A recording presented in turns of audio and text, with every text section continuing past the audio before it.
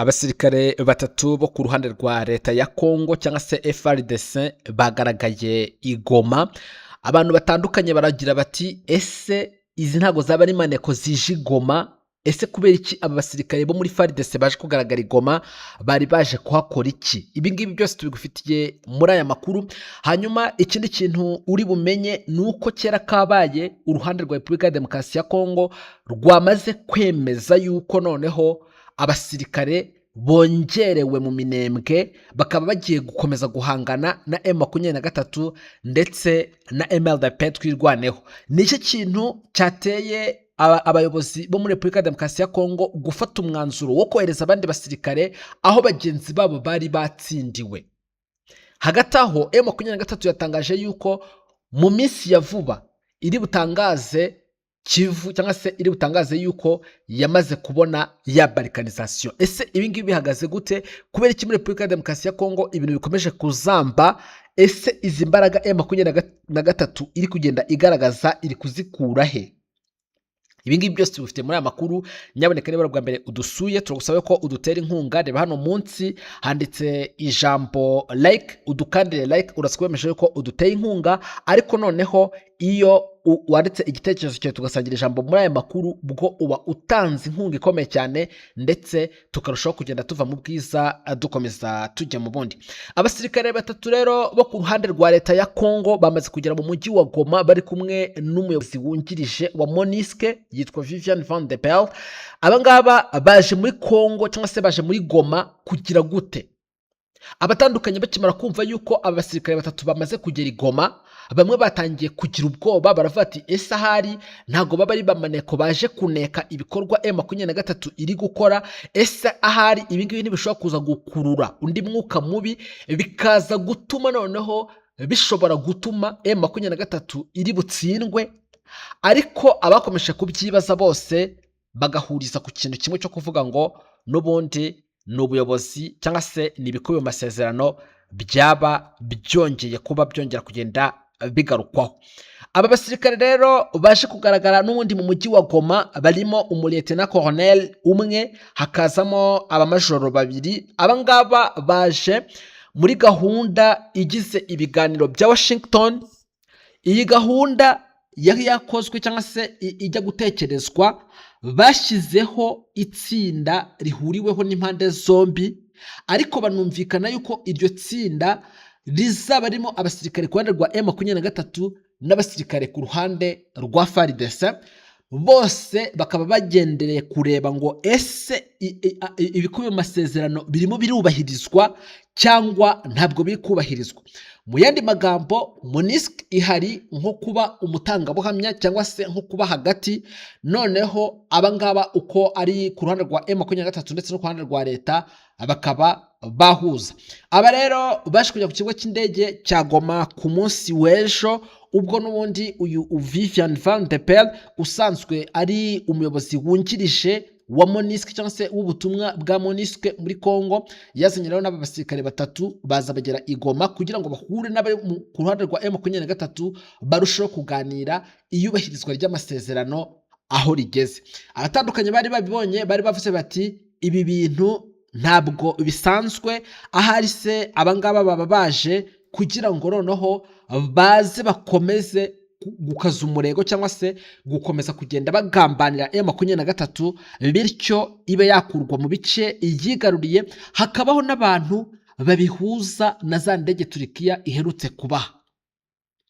Mu minsi yashize twabonye n'ubundi uruhande rwa leta ya Kongo bagerageza kurasa i Goma, ndetse biza kurangira hanapfuye bamwe mu bayobozi bakomeye bo ku ruhande rwa MONUSCO.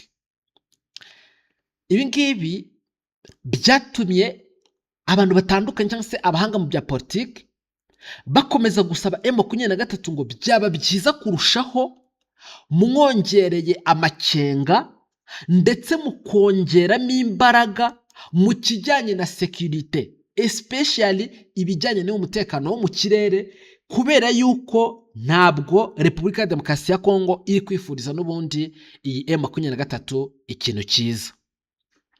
Icyakora amakuru ahari aravuga yuko abangaba ubwo bagera ku kibuga cy'indege cya Goma umutekano wari wose, hari hapanuwe umutekano ukomeye cyane, ndetse n'aba basirikare batatu bageze mu mujyi wa Goma kuva mu mwaka wa 2025 bakuva muri Goma, bahageze nabo ubwabo ngo batungurwa no gusanga umujyi warahindutse mushya.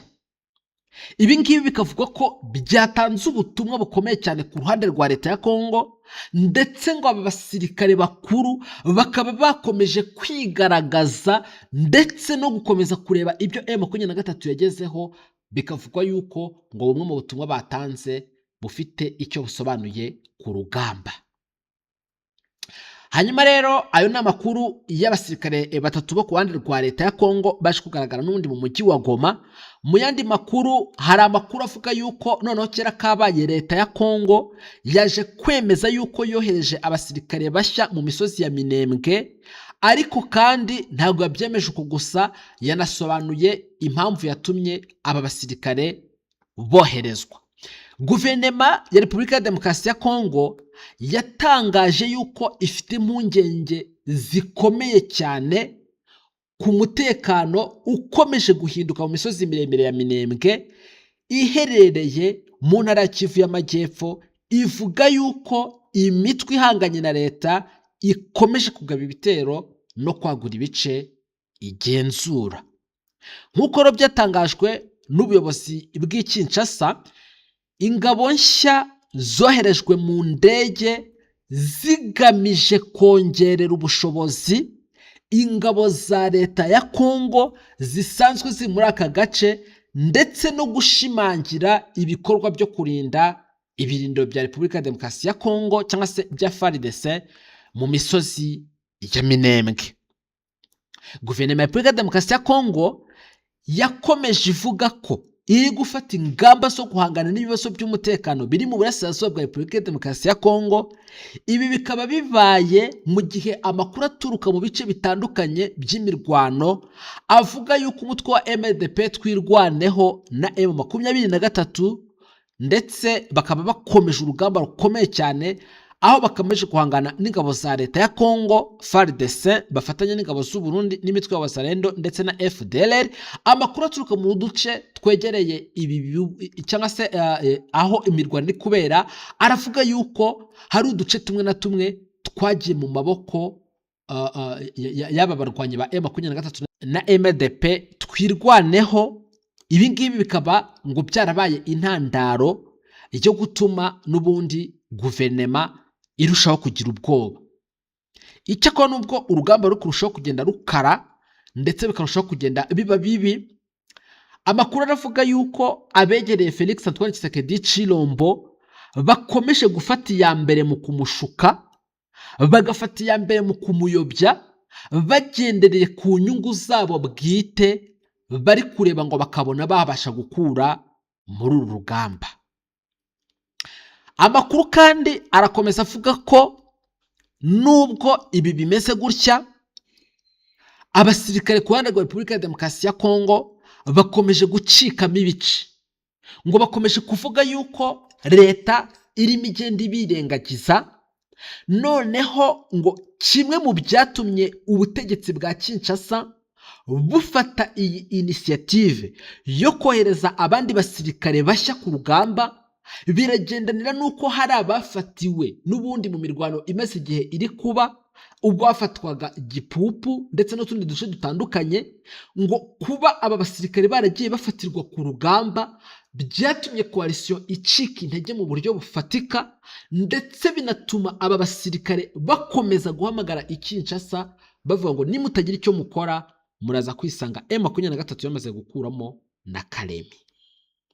Ibi rero kubibwira Tshisekedi ngo ubu muhahamuye ku buryo ngasigara yabuze ayacira n'ayamira, noneho kugeza ubwo afata initiative cyangwa se agafata umwanzuro akavuga ngo noneho nimufate b'abasirikare bari basigaye bahari mu badebloke bagende bakore fight, bagende bahangane, turebe ko byibuze biri buze kudusunika bikaza kudufasha tukareba yuko uru rugamba tutakomeza kugenda turutakaza. Icyakora abahanga bakavuga yuko igihe cyose iyi leta ya Kongo itaza gufata initiative yo kugana inzira y'ibiganiro biri burangire bikomeje kuhinduka ibintu bibi cyane, na cyane yuko twirwaneho na M23 bakomeje kugenda bafata ibice bitandukanye, dore nk'ejo bari bemeje ko bamaze kwigarura mu buryo budasubirwaho agace ka Gipupu. Ibi ngibi rero uretse n'ibyo bakavuga yuko bamaze gufata ikigo gikuru cya gisirikare giherereye muri Tobwe. Abantu batandukanye bakavuga ngo izi mbaraga M23 iri gukoresha leta nitagira icyo ibikoraho biri buze kurangira noneho ibuze ayicira nayimira. Ayo rero niyo makuru aramutse ari kuvugwa. Hagati aho imirwano irakomeje ndetse abantu batandukanye bakomeje kugenda babitindaho. Nyaboneka niba ari ubwa mbere udusuye, turagusaba yuko uza kudutera inkunga, urebe munsi ya makuru handitse sabone cyangwa se subscribe ukandeho, hari buze n'akazogera nako ugakande. Nukuri uraskushimangiye ko byiteka ryose uzahorana natwe kandi uraswemeje kuzahora uri nimero ya mbere mu kuzajya ubona ibiganiro n'amakuru tudahema gutegura no kugezaho umunsi ku munsi. Nimukomeze mugire ibihe byiza muri byose. Turabifuriza ko ibyo mwekesheho amaboko byose mwahaha, ariko Nyagasani akabafasha maze mukaronka. Nimugire amahoro, turabakunda muri byose.